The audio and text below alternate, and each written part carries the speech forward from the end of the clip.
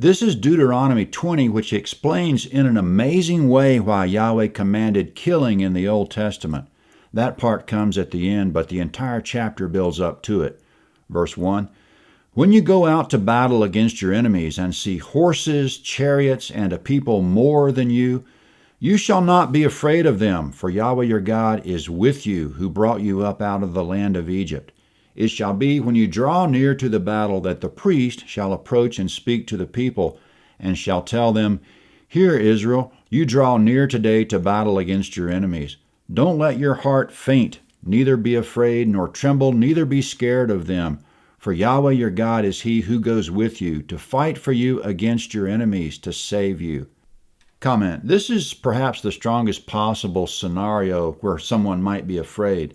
Verse 1, the battle lines are drawn, but before the actual fighting begins, the soldiers of Israel can look out and see the enemy, that they're superior both in terms of armament and number.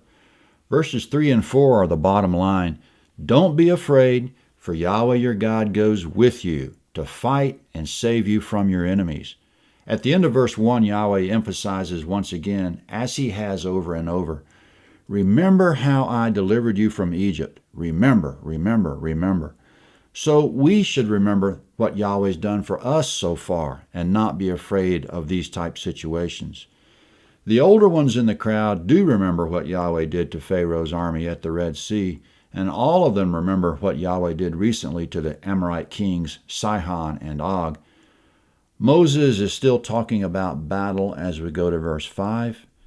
"The officers shall speak to the people, saying, 'What man is there who has built a new house and has not dedicated it? Let him go and return to his house, lest he die in battle and another man dedicate it. What man is there who has planted a vineyard and has not used its fruit? Let him go and return to his house, lest he die in the battle and another man use its fruit. What man is there who has pledged to be married to a wife and has not taken her? Let him go and return to his house, lest he die in the battle and another man take her.' The officers shall speak further to the people, and they shall say, 'What man is there who is fearful and faint-hearted? Let him go and return to his house, lest his brother's heart melt as his heart.' It shall be when the officers have finished speaking to the people that they shall appoint captains of armies at the head of the people." Comment: Yahweh doesn't want anyone in the battle line who's going to bring down morale.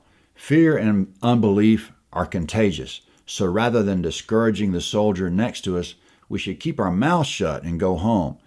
He wants eager and confident soldiers. There's no room for doom and gloomers, fear-mongers, or negative people. That's not the attitude of a soldier of the Lord. If your God is weak and never shows up, you've got some God other than Yahweh. We might indeed go into something with confidence and suffer something that looks like defeat, but there's no defeat for the Christian. All things work for the good, Romans 8:28. And there will be victory in the end, so it's impossible for anything to really go wrong, ever. Verse 9, the officers don't appoint captains until after they've given everyone a chance to go home. Otherwise, they might appoint someone as captain who doesn't want to be there. The lesson here, you don't want anyone who's low on faith leading the troops. Now switching gears a little bit, here are Yahweh's rules of engagement for attacking cities that are outside of the Promised Land. Verse 10, "When you draw near to a city to fight against it, then proclaim peace to it. It shall be, if it makes you answer of peace and opens to you, then it shall be that all the people who are found therein shall become forced laborers to you and shall serve you. If it will make no peace with you, but will make war against you, then you shall besiege it. When Yahweh your God delivers it into your hand, you shall strike every male of it with the edge of the sword. But the women, the little ones, the livestock, and all that is in the city, even all its plunder, you shall take for plunder for yourself. You may use the plunder of your enemies, which Yahweh your God has given you. Thus you shall do to all the cities which are very far off from you, which are not of the cities of these nations." Comment: if they surrender, spare them and make servants out of them. If they don't surrender, kill the males and take the women and children. In every case, take the plunder. The world and everything in it belong to Yahweh, and he definitely need not make any apologies about what he does at any time. He's just and righteous in all his ways, and is to be praised. Coming up, the rules of engagement are different when attacking cities within the promised land. Verse 16.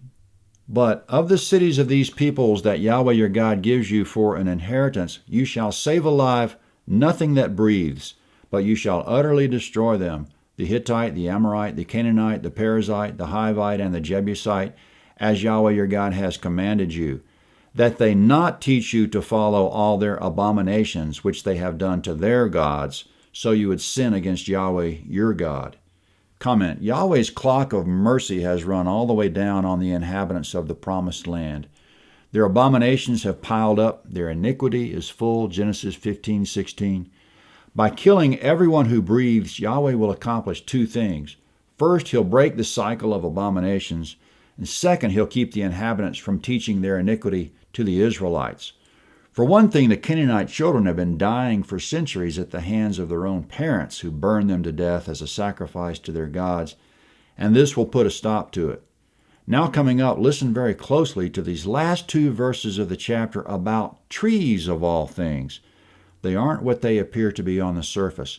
Verse 19, when you shall besiege a city a long time in making war against it to take it, you shall not destroy its trees by wielding an axe against them, for you may eat of them.